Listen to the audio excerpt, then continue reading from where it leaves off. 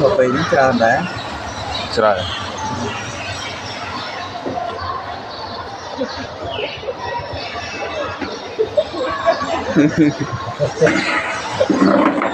chạy rồi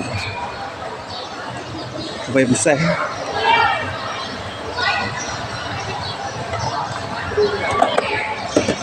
lính ta tới chặt và mà là môn sợ chặt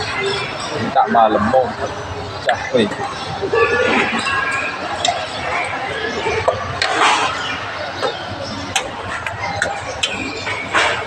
được nông tích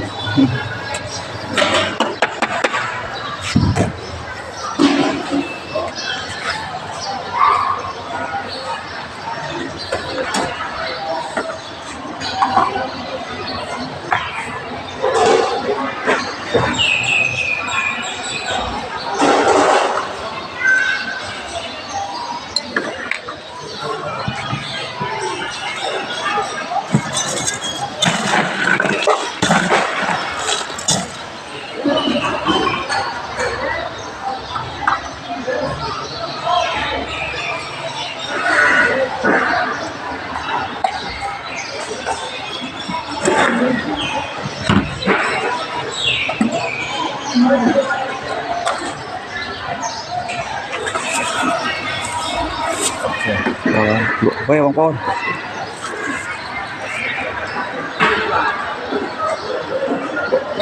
wow ngay như bóng chuyện gì ngay như đó đó chia là đấy thì về class chưa man bóng tới mình áo đó đó free và con trai